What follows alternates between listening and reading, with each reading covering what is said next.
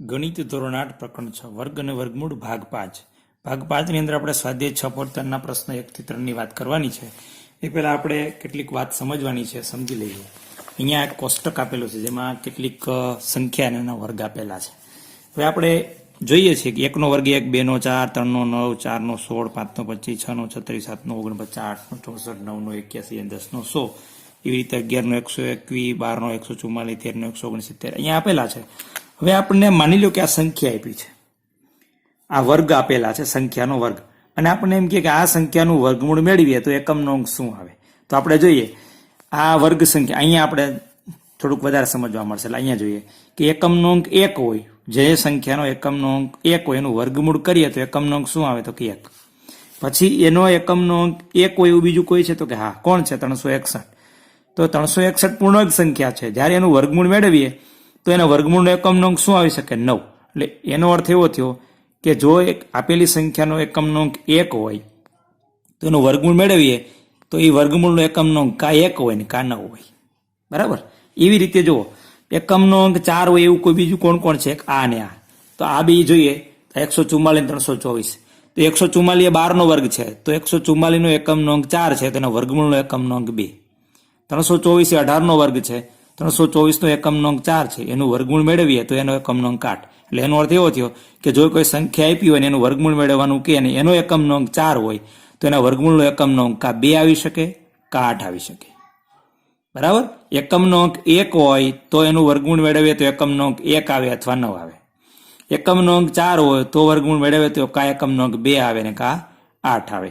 એવી રીતે એકમનો અંક જો કોઈનો 9 હોય, અહીંયા 9 આપ્યા છે તો 9 વાળું બીજું કોઈ તો કે હા, આનો એકમનો અંક 9 છે, આનો એકમનો અંક 9 છે, આનું વર્ગમૂળ મેળવીએ તો એકમનો અંક 3 આવે છે, આનું એક વર્ગમૂળ મેળવીએ તો એકમનો અંક 7 આવે છે। એટલે એનો અર્થ એવો થયો કે જો કોઈ સંખ્યાનો એકમનો અંક 9 હોય તો એનું વર્ગમૂળ મેળવીએ તો એકમનો અંક કા 3 આવી શકે ને કા 7 આવી શકે, બરાબર।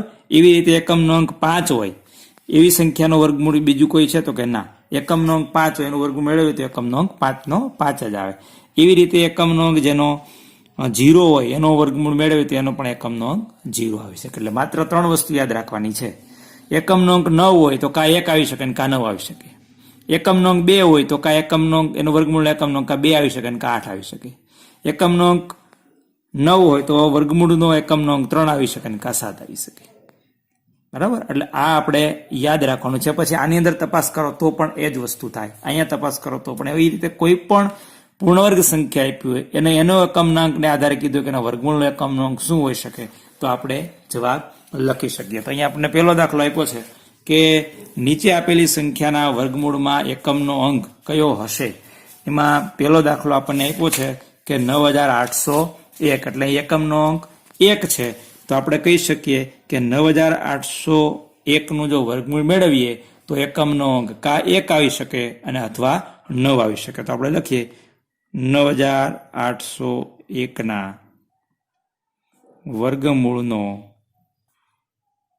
વર્ગમૂળમાં એકમનો અંક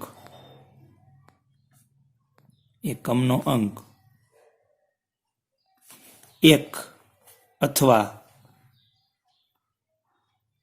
9 હશે। આ કોનો વર્ગ છે એ ખબર નથી, પણ આનું વર્ગમૂળ મેળવશું તો આ એકમનો અંક કા 1 આવશે ને કા 9 આવશે। એવી રીતે બીજી સંખ્યા આપણે આપી છે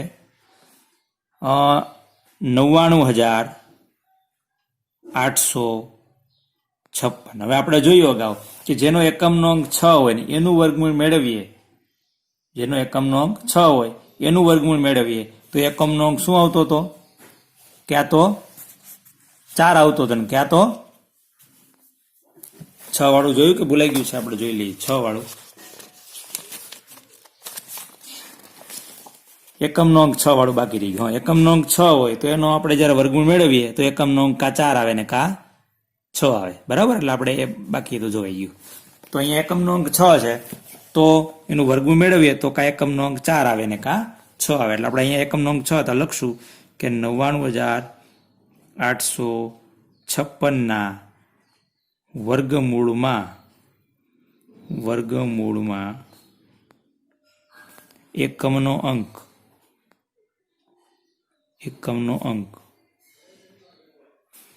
4 હશે અથવા 6, બેમાંથી એક। 4 અથવા 6 હશે. એવી રીતે ત્યાર પછીની સંખ્યા આપણે જોઈએ. ત્રીજો દાખલો છે 9,98,001. અહીં એકમનો અંક 1 છે, તો ફરી વાર આના વર્ગમૂળનો એકમનો અંક 1 હશે ને કા 9 હશે. એવી ચોથી જાતે લખી દેવાનું તમારે. ચોથો દાખલો છે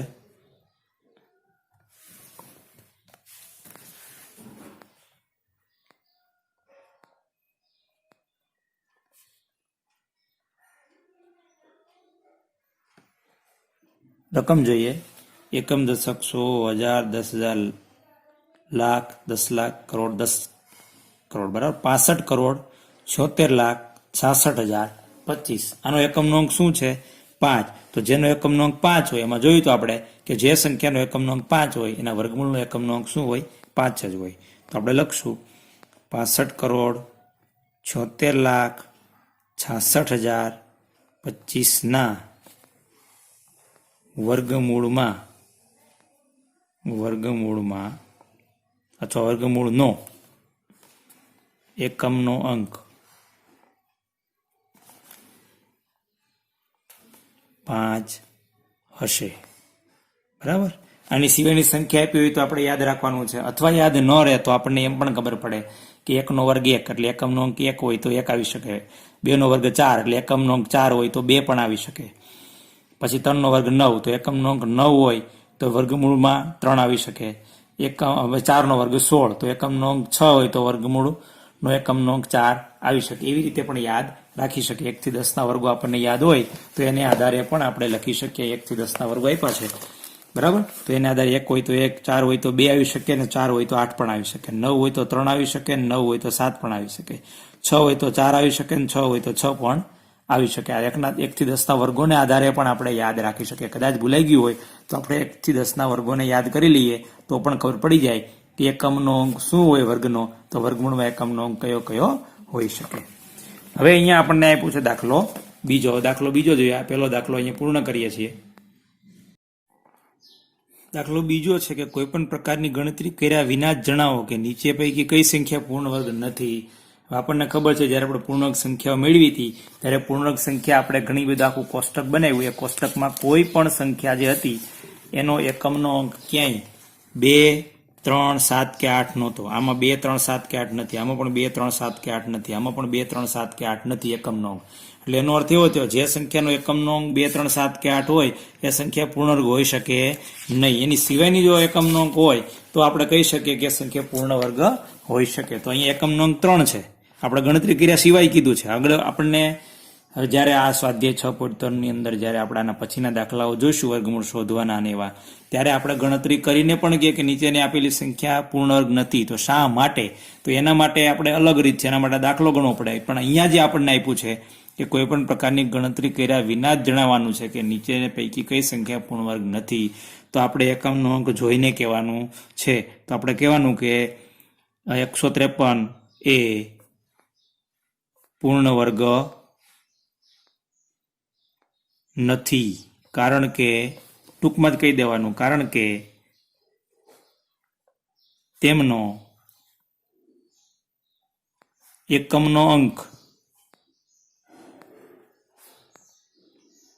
કોણ છે? 3 છે. આ ક છે. અથવા તો એવું પણ લખી શકીએ 153 પૂર્ણાંક નથી કારણ કે એનો એકમનો અંક 0, 1, 4, 5, 6 કે 9 પૈકી 0 પૈકી કોઈ નથી. અહીંયા પણ આપણે એકમનો અંક 7 છે તો લખી શકીએ કે અહીં 253 એ પૂર્ણાંક નથી કારણ કે તેમનો એકમનો અંક 7 છે. 408 એ પૂર્ણાંક નથી. શા માટે? કારણ કે એનો એકમનો અંક 8 છે. 441 એકમનો અંક 1 છે એટલે પૂર્ણ વર્ગ હોઈ શકે, હોય જેવું કહી શકાય નહીં. અહીંયા તો 441 પૂર્ણ વર્ગ છે જ કારણ કે 41 નો વર્ગ છે બરાબર.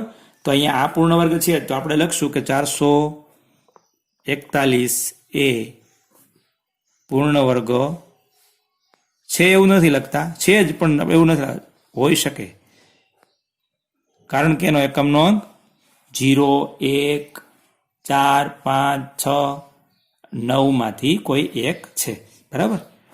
એટલે અહીંયા આ 2 દાખલાઓ છે, તમારે જાતે આવું કારણ લખી દેવાનું છે. આપને આપ્યું છે કે પુનરાવર્તિત બાદબાકીની રીતે 100 અને 169 નું વર્ગમૂળ શોધો. હવે પેલા વર્ગમૂળની વાત કરી દઈએ. તો વર્ગમૂળ કેને કહેવાય? દાખલા તરીકે 6 આ સંખ્યા છે, અહીં સમજણ આપી છે, આ મેં ખાલી જગ્યા મૂકી હતી એ સમજવા માટે છે. અને એનો વર્ગ કરીએ તો શું થાય? તો કે 36. 7 એનો વર્ગ કરીએ તો શું થાય? 49. તો આપણે અહીંયા આ નિશાનીને સમજવાની છે. આ નિશાની એ વર્ગમૂળની નિશાની છે. અહીંયા લખું કે વર્ગમૂળમાં 36, એનો અર્થ કે 36 નું વર્ગમૂળ, એટલે કે 36 કોનો વર્ગ છે? તો કે 6 નો, એટલે કે 36 નું વર્ગમૂળ 6 થાય. આ નિશાની લખું છું, વર્ગમૂળની નિશાની છે, વર્ગમૂળ. આને વંચાય કેમ? તો કે 36 નું વર્ગમૂળ. 36 નું વર્ગમૂળ એટલે 36 કોનો વર્ગ છે? તો કે 6 નો, એટલે કે 36 નું વર્ગમૂળ 6 થાય. એવી રીતે એમ કહું કે 49 નું વર્ગમૂળ, તો 49 કોનો વર્ગ છે? તો કે 7 નો, માટે 49 નું વર્ગમૂળ 7 થાય. આ વર્ગમૂળની નિશાની છે, બરાબર. હવે આપણે અગાઉના ભાગની અંદર, એટલે કે જ્યારે પુનરાવર્તિત એટલે કે એકી સંખ્યાઓનો ક્રમિક એકી સંખ્યાનો સરવાળાની રીતે આપણે શીખી ગયા કે ભાઈ ક્રમિક એકી સંખ્યાઓનો સરવાળો કેટલો થાય? તો કે ક્રમિક એકી સંખ્યાઓની જે સંખ્યા છે એના વર્ગ જેટલો, બરાબર. અહીંયા તમને દાખલો જ બતાવી દઉં કે અહીંયા આપ્યું છે ક્રમિક સંખ્યાઓનો સરવાળો સમજાયું હતું. ત્યાર પછી દાખલો ગણ્યો હતો આપણે 7મો, કે સરવાળાની ક્રિયા વિના સરવાળો મેળવો. તો 1 + 3 + 5 + 7 + 9 કેટલી છે સંખ્યાઓ? તો કે 5. તો n ક્રમિક એકી સંખ્યાનો સરવાળો n વર્ગ થાય, એટલે કે 5 સંખ્યાઓ છે, 1 2 3 4 ને 5. તો આનો સરવાળો કેટલો થાય? તો કે 5 નો વર્ગ. કેટલો? તો કે 25. તો હવે આપણને ખબર છે કે સરવાળો અને બાદબાકી બે ઉલટી ક્રિયા છે. હવે આપણને 25 આપ્યા હોય તો 25 નું વર્ગમૂળ આપણને કીધું છે કે ક્રમિક બાદબાકી કરીને, જેવી રીતે ક્રમિક એકી સંખ્યાના સરવાળા દ્વારા વર્ગ મળે છે, એવી રીતે ક્રમિક એકી સંખ્યાના બાદબાકી કરવાથી આપણને વર્ગમૂળ મળે છે. અહીંયા આપ્યું છે, તમે જુઓ કે અહીંયા આ 10 સંખ્યાઓ આપી છે, ક્રમિક એકી સંખ્યા છે. ક્રમિક એકી સંખ્યાનો સરવાળો શું થાય? તો કે n વર્ગ થાય. n ક્રમિક એકી સંખ્યાનો સરવાળો n વર્ગ થાય. અહીં n એટલે કેટલા? તો કે 10 સંખ્યાઓ છે, તો 10 નો વર્ગ 100. તો 100 નું વર્ગમૂળ મારે આનાથી ઉલટી ક્રિયા, એટલે કે સરવાળાની ક્રિયા કરી, એવી રીતે બાદબાકીની ક્રિયા કરીને મને મેળવી શકું. અહીંયા આપણે એ સમજવાનું છે. દાખલો આપ્યો છે કે ક્રમિક, જો અહીં લખ્યું છે પુનરાવર્તિત બાદબાકીની રીતે, એટલે કે વારંવાર બાદબાકી કરો અને એવી રીતે 100 અને 169 નું વર્ગમૂળ શોધવાનું છે. તો આપણે પેલું 100 નું વર્ગમૂળ મેળવીએ તો શું કરવાનું? 100 માંથી ક્રમિક એકી સંખ્યાઓ બાદ કરવાની, એટલે 1 બાદ કર્યો. 100 માંથી 1 બાદ કરો એટલે કોણ આવે? 99. હવે 99 ને લેવાના. 99 માંથી પાછો કોને બાદ કરવાના? 2 નહીં લેવાના, એકી સંખ્યા લેવાની, ક્રમિક 3 બાદ કરવાના, એટલે કેટલા આવશે? 96. બરાબર. હવે 96 લેવાના. 96 માંથી કેટલા બાદ કરવાના? 5, એટલે કેટલા આવશે? 91. હવે 91 લેવાના. 91 માંથી એની પછી કોણ આવશે? 5 પછી તો કે 7 બાદ કરીએ, કોણ આવશે? 84. 84 લેવાના. 84 માં કોણ બાદ કરવાના? 7 પછી કોણ આવે? એકી સંખ્યા 9. 9 બાદ કરવાના, કેટલા આવશે? 75. હવે 75 લેવાના. એમાંથી કોને બાદ કરવાના? 11 ને. 75 માંથી 11 ને બાદ કરો તો કેટલા આવે? 64. હવે 64 લેવાના. 64 માંથી કોને બાદ કરવાના? 13 ને. 64 માંથી 13 બાદ કરો તો કેટલા વધે? 51. હવે 51 લેવાના. 51 માંથી કોને બાદ કરવાના? 15 ને. 51 માંથી 15 બાદ કરીએ એટલે આપણને વધશે અહીંયા 36. 36 લેવાના. 36 માંથી કોને બાદ કરવાના? 17 ને. 36 માંથી 17 બાદ કરીએ એટલે આપણને મળશે 19. બરાબર. હવે 19 માંથી કોને બાદ કરવાના? 19. અહીંયા જ લખ દો. 19 વધ્યા, એમાંથી 17 પછી કોણ આવે? તો કે 19. 19 માંથી 19 બાદ કરો, કોણ આવ્યા? 0. ક્રમિક એકી સંખ્યાની બાદબાકી કરી જ્યારે 0 આવે ને અટકી જવાના. હવે આ વસ્તુ આપણે કેટલી વખત કરી, એટલે કે પુનરાવર્તિત બાદબાકી કેટલી વખત કરી, તો કે 1 વખત, 2 વખત, 3 વખત, 4, 5, 6, 7, 8, 9 ને 10. કેટલા પગલા ભર્યા પછી બાદબાકી શૂન્ય આવી, તો કે 10 પગલા. એ પગલા જે છે એ જ આપણું આનું વર્ગમૂળ થશે. કેટલા પગલા ભર્યા, તો કે આપણે પગલા ભર્યા 10, તો 100 નું વર્ગમૂળ આ 10 પગલા જે છે ભર્યા એ 10 એ 100 નું વર્ગમૂળ થશે. હવે આપણે અહીંયા લખવાનું છે, શું લખશું કે અહીં આપણે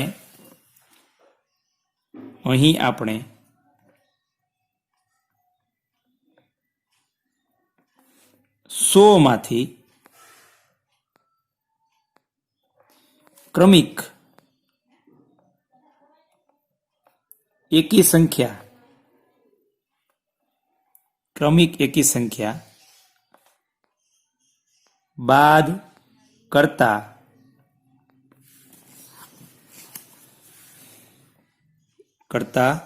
ગયા અને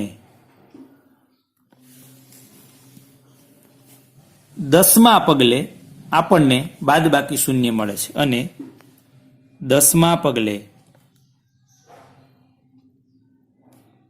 આપણને બાદબાકી શૂન્ય મળે છે. જ્યારે બાદબાકી શૂન્ય મળે છે એટલામાં પગલે એ આનું વર્ગમૂળ થાય. તો આપણે લખીએ 100 નું વર્ગમૂળ કેટલું થશે, તો કે પેલું, બીજું, ત્રીજું, ચોથું, પાંચમું, છઠ્ઠું, સાતમું, આઠમું, 10 ડગલા ભર્યા તો એ 100 નું વર્ગમૂળ 10. આપણને ખબર છે 10 નો વર્ગ 100 છે, તો 100 નું વર્ગમૂળ 10 થાય. આ કઈ રીતે મેળવવું? પુનરાવર્તિત બાદબાકીની રીતે વર્ગમૂળ મેળવવું. જેવી રીતે ક્રમિક એકી સંખ્યાનો સરવાળો છે એ કોઈ સંખ્યાનો વર્ગ થાય, એવી રીતે કોઈ પૂર્ણાંક સંખ્યા આપી હોય તો એમાંથી વારંવાર બાદબાકી કરવાની. જ્યારે બાદબાકી શૂન્ય આવે એ બાદબાકી શૂન્ય કરવા માટે કેટલા પગલા ભર્યા તમે, એટલે કેટલી વખત બાદબાકી કરી, તો કે 10 વખત. 10 વખત બાદબાકી કરી એટલે 10 એ આનું વર્ગમૂળ કહેવાય. એવી રીતે 169 નું વર્ગમૂળ મેળવવાનું છે. 169 નું વર્ગમૂળ મેળવીએ.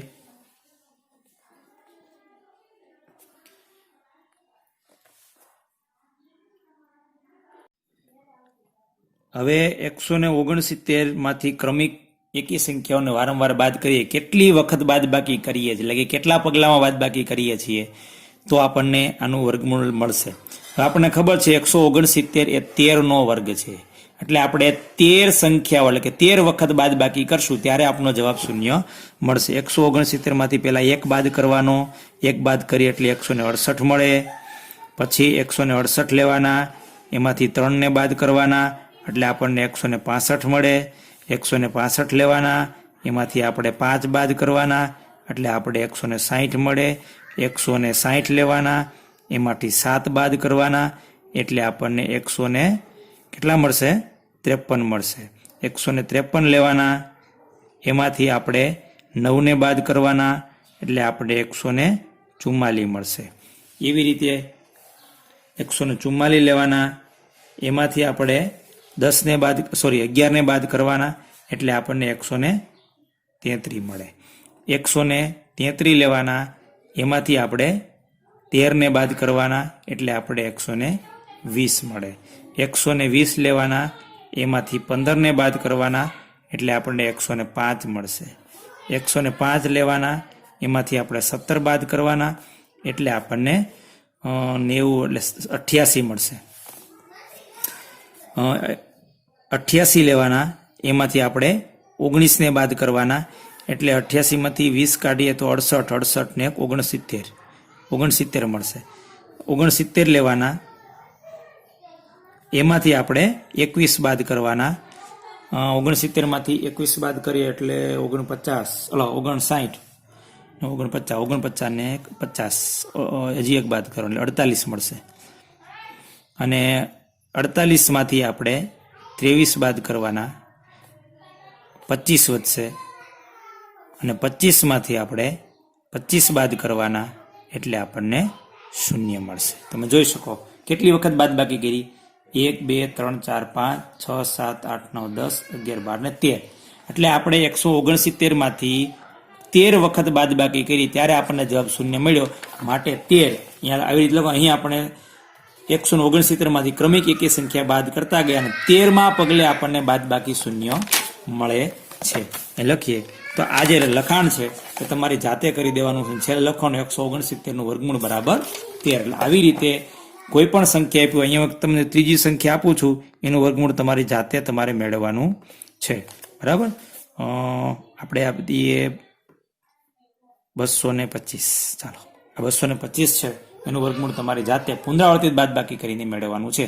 અહીંયા હજી લખાણ કરવાનું બાકી છે. શું લખશો કે અહીં 100 માંથી ક્રમિક એકી સંખ્યા બાદ કરતા ગયા એમ કુલ 13 પગલા પછી આપણને બાદબાકી શૂન્ય મળે છે, માટે 169 નું વર્ગમૂળ 13 થશે. બરાબર.